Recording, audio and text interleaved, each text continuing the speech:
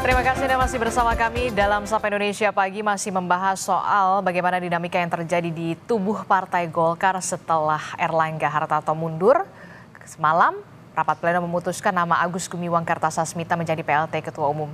Tapi kemudian yang menjadi menarik adalah Agus Gumiwang Kartasasmita sudah terang-terangan mengatakan tidak akan maju dalam kandidat bursa calon ketua umum definitif di Munas luar biasa. Masih membahasnya bersama dengan Kang Ujang Komarudin, kemudian ada Bung Dev Laksono dari Partai Golkar dan juga ada Bung Herzaki dari Partai Demokrat juga mewakili dari Koalisi Indonesia Maju. Saya ke Bung Dev. Bung Dev, ini kan menarik sekali ya, mengatakan Pak Agus Gumiwang mengatakan tidak akan mencalonkan diri, saya hanya menjembatani. Kemudian yang kemarin juga pada hari yang sama Bang Idrus Marham mengatakan bahwa nama Bahlil Lahadalia ini sudah mengantongi setidaknya dukungan dari 30 DPD begitu. Benarkah sudah ada operasi-operasi semacam ini sebelum Munas luar biasa yang bisa dikatakan ya tinggal melenggang mulus saja begitu? Nama Bahlil Lahadalia, Bung Dev. Kalau melenggang 3 mulus saja tergantung nanti hasil munasnya seperti apa ya. Kan saya belum bisa menjawab terlalu jauh. Karena saya juga belum mengetahui persis surat dukungan DPD itu dalam bentuk apa. Apakah itu dalam bentuk verbal atau apakah sudah ada surat yang keluar atau sudah ada baru berdasarkan pertemuan. Nanti kita lihat sejauh mana. Tapi semua kader Golkar itu ya kita ini memiliki karakter, kalau dalam serangan kita pasti akan langsung menjadi lebih merekat, menjadi lebih solid, lebih satu. Nah, justru dalam hantaman dan tantangan ya, ketika kita menghadapi sedikit masalah, kita langsung cepat merekatkan untuk menghadapi sehingga bisa menyelesaikan kendala tersebut. Apalagi kita berkaitan dalam pemilihan ketua umum. Nah, jadi pasti kita itu akan cepat untuk beradaptasi untuk agar segera satu nama untuk memilih ketua umum yang terbaik untuk kita semua. Tapi nama Pak Bahlil Lahadalia ini memang sudah memenuhi syarat kan kalau untuk menjadi ketua umum definitif dari segi ADART? Dari segi ADART sudah memenuhi persyaratan beliau. Saya ke Kang Ujang. Kang Ujang, sebenarnya apa sih yang menjadi pertimbangan agar bisa menjadi ketua umum dari Partai Golkar? Partai yang kita tahu menjadi salah satu partai tertua di Indonesia setelah PDI Perjuangan dan juga Partai Persatuan Pembangunan. Dan kita tahu Partai Golkar ini selalu berdampingan dengan pemerintah. Yang pertama tentu DNA Partai Golkar, DNA kekuasaan, DNA pemerintahan. Cuma sebelum ke situ saya akan jelaskan dulu kenapa selalu ada dalam pemerintahan, ya, selalu ada dalam kekuasaan. Ada 3 hal atau 3 variabel yang bisa saya jelaskan untuk bisa menjadi ketua umum. Ya, pertama itu faktornya adalah dia punya jabatan. Harus ada punya jabatan dulu di Partai Golkar, di pemerintahan. Pemerintahan. Ya, sebagai menteri, ketua DPR, ketua MPR, wakil ketua. Jadi kalau mau jadi ketua umum pasti harus punya jabatan. Misalkan Pak Erlangga menteri, Pak Agus Gumiwang juga menteri, Pak Bahlil juga menteri, atau siapapun yang punya jabatan strategis di Republik ini, dia baru punya peluang. Kalau nggak punya jabatan juga nggak bisa, sulit. Yang kedua itu yang paling penting bagi saya adalah restu RI 1. Jadi restu RI 1 diakui atau tidak suka itu ada, siapapun ketua umumnya pasti itu akan mendekat kepada meminta restu kepada RI 1 siapapun presidennya gitu.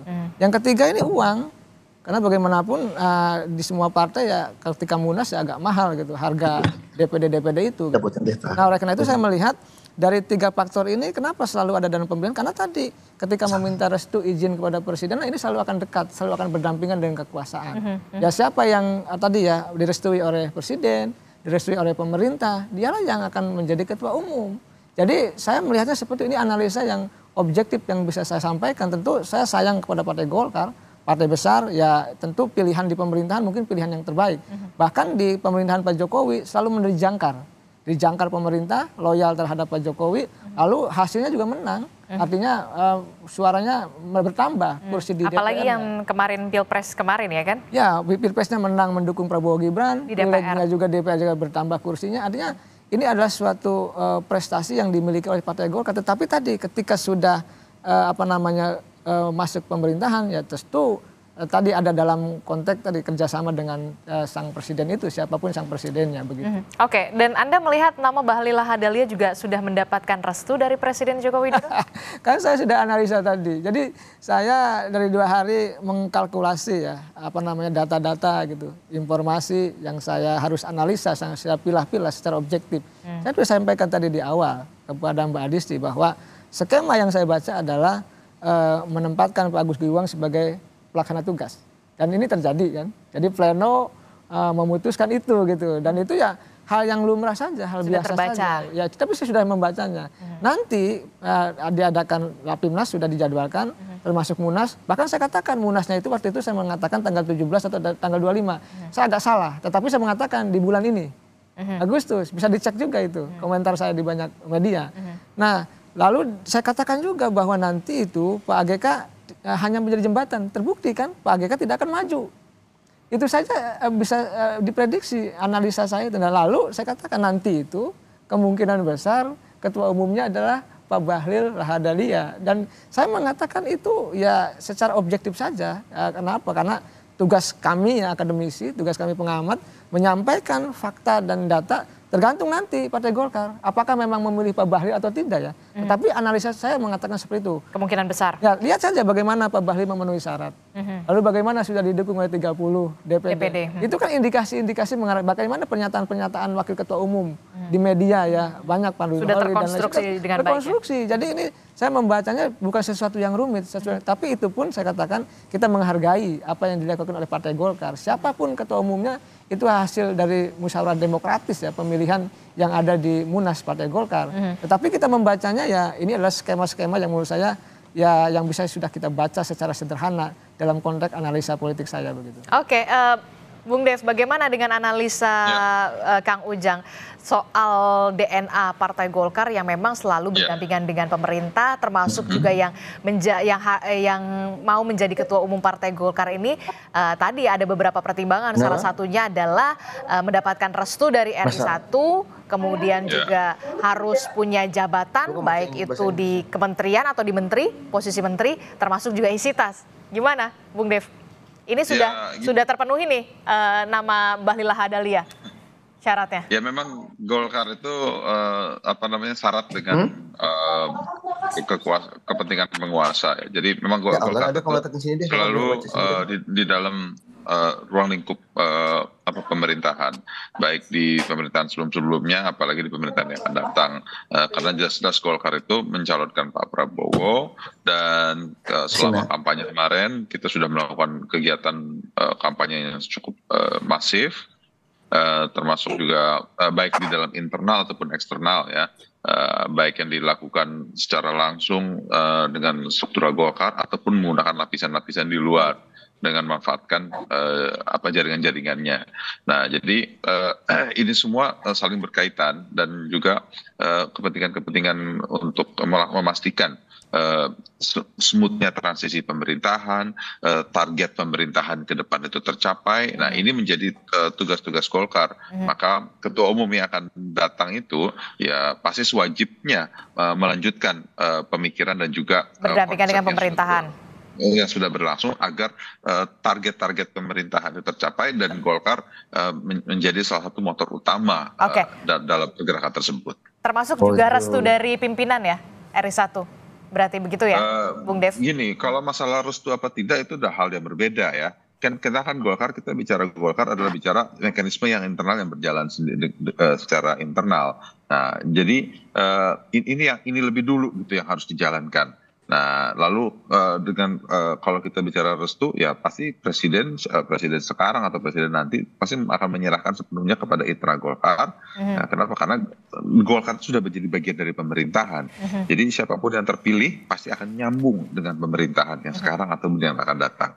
Oke, termasuk juga ya pasti dapat restu lah ya, karena kan berdampingan juga sama pemerintahan begitu ya, Bung Dev.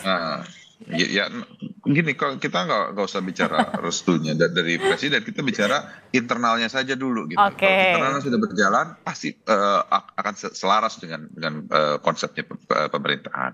Oke, baik. Bung Herzaki, bagaimana Anda melihat dengan analisa yang sudah dipaparkan oleh Kang Ujang? Benarkah demikian? Kalau di Koalisi Indonesia Maju begitu juga nggak sih sebenarnya? Kalau dari kami tentu Mbak, dari mekanisme setiap partai ini ada polanya sendiri, ada aturan yang mendasari, ada ADART. Ya kita fokus di situ saja gitu. Apa yang menjadi landasan hukumnya, aturan organisasi masing-masing itulah yang akan kita gunakan. Itu yang di Demokrat. Dan kami meyakini apalagi di Golkar. Teman-teman Golkar ini kan partai besar, partai mapan. Semua mekanisme bahkan setahu saya mau tadi Bang Dev sampaikan. Guncangan apapun itu, jika pun ada, itu sudah biasa diambil oleh Golkar. Untuk yang kali ini pun kami melihatnya, ya kita hormati proses dan mekanisme yang ada di Partai Golkar. Siapapun yang menjadi ketua umumnya, Demokrat akan menyambut baik dan tetap akan melakukan kerjasama yang sama ini sudah terjalin. Ya kami ini kan sama-sama partai pemenang pemilu Mbak. Oke. Ya kan? Ya kita ini pemenang pilpres ya Bang Dev ya, gitu ya. Jadi kita ini santai-santai aja gitu, karena kan. Berarti tetap kompak ya nanti Pilkada Jakarta mengusung Ridwan Kamil ya? Kompak, ya. Mau Ridwan Kamil, mau siapapun, kami tetap akan kompak Mbak gitu. Kita semua bicarakan bersama. Jika memang ada kesepakatan mengusung satu calon di daerah tertentu ya kita dukung sama-sama. Tapi kalau misalnya katakanlah sama-sama punya jago kuat ya nggak apa-apa. Yang penting kan nanti pemenangnya tetap pemimpin yang sejalan selaras dengan apa yang menjadi visi misi dan program dari Bapak Prabowo dan Pak Gibran. Nah ini yang menjadi penting bagi kami Demokrat, bagi teman-teman Golkar dan Gerindra dan partai-partai lain yang tergabung dalam KIM, bagaimana agar pemimpin-pemimpin daerah yang kita perjuangkan semuanya punya visi misi dan program yang sejalan dan selaras apa yang menjadi mimpi cita-cita dari Pak Prabowo dan Pak Gibran. Karena inilah janji kami kepada rakyat ketika pilpres lalu. Nah ini akan kami wujudkan ketika Pak Prabowo dan Pak Gibran sudah menang. Gitu. Ngomong-ngomong soal Pilkada Jakarta nih Bung Herzaki, ini kan Golkar ini lagi berurusan dengan internalnya sendiri begitu ya. Untuk Pilkada Jakarta bagaimana nih? Apakah nunggu selesai dulu nih Golkar gitu urusannya, baru ini lagi membahas lagi komunikasi soal cawagup dari RK atau seperti apa? Ya secara simultan ya, karena bagaimana proses politik itu kan berjalan terus-menerus, tidak dihasilkan oleh satu aksi saja atau oleh satu event aja atau satu kegiatan, tetapi kita berjalan secara terus-menerus gitu. Begitu juga dengan dialog atau komunikasi dengan teman-teman Golkar, kan hampir setiap hari bertemu nih. Ya pimpinan-pimpinan partai Golkar, Demokrat, Gerindra, PAN dan teman-teman KIM dan maupun partai lain, ini kan hampir setiap hari ada pertemuan gitu, ada diskusi gitu, membahas pilkada daerah ini daerah itu. Oh ada yang barengan, ada yang tidak gitu kan. Ini suatu hal yang wajar saja dalam demokrasi, karena tadi lagi-lagi kita semua ini partai-partai besar, punya jago-jago kuat. Ya nggak mungkin lah Mbak kita maksakan Demokrat punya jago kuat udah bersiap 5 tahun, atau teman-teman Golkar punya jago kuat sudah bersiap 5 tahun, lalu kami bilang jangan dong gabung, ya nggak juga gitu kan. Jika silakan aja, atau pemenangnya kita juga. Nah kalau misalnya berbicara mengenai Pilkada Jakarta, ya terus Mbak ini proses terus berlanjut. Termasuk soal pembahasan siapa yang akan mendampingi RK ya nanti di Jakarta. Ya tentunya kalau kami Demokrat hari ini tidak akan menyampaikan kita dukung A dukung B ya, tetapi pasti kita akan sejalan selaras dengan teman-teman Golkar dan teman-teman Gerindra, karena kami Mbak biasanya kalau Demokrat ini kita tunggu sudah ada cagup cawagup atau bupati wakil bupati ini baru kita umumkan gitu. Nah tapi kalau dalam berproses ini kita komunikasi intens dengan teman-teman Golkar dan juga teman-teman Gerindra, dan memang betul Pak Ridwan Kamil itu adalah salah satu calon kuat yang akan kemungkinan kami dukung di Pilkada Jakarta karena memenuhi 3 kriteria Mbak. 1 punya kans menang, 2 punya integritas, dan 3 punya jejak rekam yang sangat baik ketika menjadi kepala daerah baik di Jawa Barat maupun di Kota Bandung. Gitu. Seperti yang disampaikan oleh Ketua Umum kami. Saya ke Kang Ujang. Kang Ujang, gimana nih? Apakah nanti Anda melihat dengan masuknya Ketua Umum Partai Golkar yang baru secara definitif yang akan dihasilkan oleh Munas luar biasa oleh Partai Golkar, taruhlah kita berandai-andai nama Bahlil Lahadalia gitu ya kan? Apakah nanti akan ada perubahan peta politik khususnya di Pilkada Jakarta? Ya bisa berubah juga bisa tidak. Artinya begini, Ridwan Kamil yang katakanlah sudah dimandatkan lah oleh Pak Erlangga itu bisa juga didukung oleh KIM. Kalau Bang Herzaki katakan ingin menang, karena memang kalau kita bicara pilkada kan ketokohan, tokoh yang laku dijual, tokoh yang katakanlah bisa mendapatkan dukungan dari warga Jakarta itu pasti. Kalau enggak ya sulit. Nah, tetapi memang apakah misalkan dengan Pak Bahlil kalau jadi ketua umum nanti katakan ditetapkan dan misalkan tanggal 20 atau 21 Agustus, lalu apakah berubah? Katakan bisa berubah bisa tidak, atau gini skemanya, Ridwan Kamil calon gubernurnya, Kaesang calon wakil gubernurnya. Tapi bisa juga nanti Ridwan Kamil tersisih lalu tahu-tahu Kaesang yang jadi calon gubernur kalau misalkan melawan kota kosong. Seberapa besar peluang itu? Ya mungkin saja. Saya meyakini ya di politik tidak yang tidak mungkin. Dan itu menurut saya sangat mungkin. Bisa probabilitasnya bisa 60%. Tapi sekali lagi kita kembalikan kepada Partai Golkar dan Kim ya. Apakah memang betul-betul serius hingga akhir di tanggal 29 Agustus pendaftaran akhir ya untuk mendaftarkan Ridwan Kamil dengan pasangannya. Apakah Kaisang? Mungkin. Atau dibalik juga Kaisang memang jadi menjadi calon gubernur dan itu mungkin bagi saya. Karena dalam politik lihat saja bagaimana Anies yang memiliki elektabilitas tinggi yang dianggap kuat hari ini sulit untuk mendapatkan dukungan. Betul. Jadi dalam konteks kalkulasi politik serba mungkin dan bisa berubah dan juga bisa tidak begitu. Termasuk juga kemungkinan Pak Jokowi dan juga keluarga mungkin Gibran Rakabuming Raka juga bisa diposisikan mendapatkan posisi di Partai Golkar setelah nama Bahlil Lahadalia sebelum tanpa mengurangi nanti hasil munaslup. Bisa nggak berada dalam situ? Ya saya yakin lah. Ini kan ada terjadi kompromi ya. Kompromi antara Pak Erlangga dengan Pak Bahlil pengurus yang baru, lalu dengan pihak pemerintah kan pasti terkorelasi. Nggak mungkin berdiri sendiri. Pasti akan terkorelasi antara tiga pihak itu. Oleh karena itu nanti ada kompromi misalkan sudah ada pembicaraan Pak Erlangga akan diberikan penghargaan, akan diberikan tempat, termasuk Pak Jokowi dan Mas Gibran pasti akan diberikan tempat menurut hemat saya. Karena Pak Bahlil ini bagaimanapun sangat dekat dengan Pak Jokowi. Dan jadinya Pak Bahlil, kalau bahasa saya, adalah atas izin restu Pak Jokowi. Dan dalam konteks hari ini menarik tulisannya Pak Dahlan Iskan, ya Golkar ini ya nanti akan memasukkan keluarga Pak Jokowi. Oleh karena itu ya suka tidak suka, senang tidak senang ya dibantah apapun ya. Kita lihat saja nanti apakah memang seperti itu, apakah apa yang saya sampaikan, yang saya spekulasikan ini. Tetapi apa yang kita lihat adalah bagian daripada skema-skema yang sudah saya bicarakan dari awal tadi. Ya semua tentu kita menghargai mekanisme yang ada di Partai Golkar. Partai hebat, partai jagoan, Golkar selalu menjadi jangkar pemerintah. Apapun nanti keputusannya tergantung Partai Golkar, tapi saya meyakini iya akan mengakomodasi kepentingan Pak Jokowi begitu. Seberapa besar keyakinan Anda keluarga istana Presiden Joko Widodo, kemudian ada nama Gibran Rakabuming Raka terakomodir untuk berada di posisi Partai Golkar? Saya mengatakan bisa sampai 70% lebih. Karena begini. 70% lebih? Ya, kalau saya mengatakan begini Mbak, di Indonesia ini, mohon maaf sekali lagi ya, ini bisa dibantah memang. Tapi saya selalu katakan bahwa siapapun figur tokoh yang ketika tidak punya jabatan, itu tidak ada perlindungan secara politik, secara hukum, bahkan secara bisnis. Oleh karena itu ya perlu ada perlindungan. Nah, yang bisa melindungi ini partai-partai besar. Lihat kan misalkan, mohon maaf Pak Herzaki, Pak SBY, begitu hebatnya Pak SBY berprestasi dalam 10 tahun terakhir. Tetapi partainya masih dikudeta kok, masih dikerjai kok. Nah dalam konteks itu ini berbahaya kalau tidak ada dalam naungan beringin yang rindang gitu. Dan apapun itu ya kita hormati apa yang dilakukan oleh Partai Golkar. Sekali lagi ya kami hormat itu. Mengadakan munas, memilih ketua umumnya, kita hargai dan hormati sebagai bagian mekanisme yang harus dijalankan oleh Partai Golkar. Walaupun nanti ujungnya ya mengakomodasi kepentingan dari Pak Jokowi. Anda melihat nanti akan ada resisten nggak sih ketika memang dari internal Partai Golkar, khususnya dari senior-seniornya, senior-senior Partai Golkar? Sulit ya, saya pasti akan terima. Ini kan susah, di banyak partai itu kesulitannya adalah ada tanda petik ya. Ada persoalan-persoalan yang saya tidak bicarakan. Ya ada tekanan lah, yang paling bahasa yang paling halusnya itu. Jadi saya melihat kalau itu sudah berjalan ya maka akan menerima semuanya. Resistensi Bahlil pun ada, tapi tetap akan jalan dan sesuai dengan mekanisme akan terpilih. Resistensi misalkan Jokowi ya pasti ada, tapi juga akan jalan. Karena Golkar sudah mengalami banyak persoalan yang bisa diselesaikan.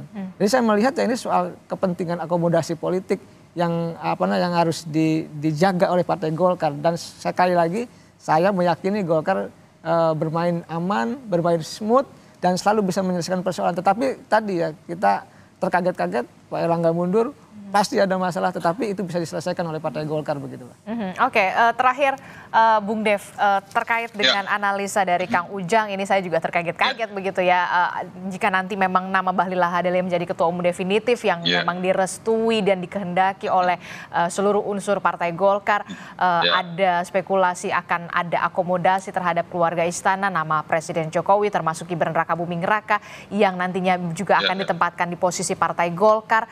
Bung Idrus juga sudah mengatakan kalau memang Presiden Jokowi mau masuk Partai Golkar tentu menjadi berkah tersendiri. Anda sependapat? Ya, kalau bila mana Presiden Jokowi akhirnya masuk ke dalam Partai Golkar pasti akan menjadi aset yang luar biasa. Baik kepada beliau akan terus tetap mengabdi kepada bangsa dan negara dan juga kepada Partai Golkar. Pasti akan mendapatkan dukungan semangat baru dan juga pandangan-pandangan baru dan perspektif dari beliau selama menjabat selama 10 tahun. Dan itu semua bisa menjadi bagian dari kinerja-kinerja politik Golkar, baik di tingkat pusat melalui DPR RI atau melalui menteri-menterinya nanti di pemerintahan yang akan datang, dan juga melalui kepala daerah dan DPRD se-Indonesia. Tentu kita berharap bahwa kita bisa segera menyelesaikan ini, segera memilih ketua umum baru untuk segera mulai menata untuk memasuki di era pemerintahan yang baru. Gitu. Oke, baik. Kalau Pak Jokowi memang betul akan masuk ke Partai Golkar, tentu saja Anda mengatakan ini menjadi aset yang luar biasa begitu ya, Bung Dev ya? Iya, tentunya. Oke. Karena pengalaman beliau pasti akan berdampak yang positif bagi kita semua. Oke, terakhir Bung Herzaki. Ya, kalau dari kami, seperti apapun yang dialami, yang terjadi di Golkar, kami menghormati semua proses yang berlaku. Karena bagaimanapun siapapun tokoh ya, mungkin kalau menurut saya katakanlah bahkan Bang Ujang sendiri misalnya suatu saat memutuskan mau masuk partai politik, bisa jadi Golkar akan menjadi salah satu partai yang sangat menarik. Karena bagaimanapun ini partai besar, sudah bertahan puluhan tahun. Ya kita tahu juga jejak istilahnya jaringannya juga sampai ke daerah-daerah. Ya kami sendiri juga banyak belajar dengan teman-teman Golkar. Meski kami kan masih baru 22 tahun ya, tahun ini baru mau 23 tahun, beda jauh nih dengan teman-teman Golkar. Tapi tentunya kami siap dengan siapapun pemimpin baru. Nanti di Partai Golkar, ada tokoh-tokoh baru di Partai Golkar. Ya, Demokrat akan terus selalu bekerja sama bagaimana kita menjaga 5 tahun ke depan, pemerintahan Pak Prabowo dan Pak Gibran bisa membuat Indonesia makin maju dan makin sejahtera. Oke, kita akan tunggu bagaimana nanti hasil Rapimnas dan juga Munas luar biasa yang akan memutuskan siapa yang akan menempati posisi Ketua Umum Partai Golkar secara definitif setelah semalam rapat pleno sudah memutuskan nama Agus Gumiwang Kartasasmita menempati posisi sebagai PLT Ketua Umum, termasuk juga apakah nanti benar analisa-analisa yang sudah disampaikan atau dipaparkan oleh Kang Ujang benar menjadi nyata. Kita akan tunggu.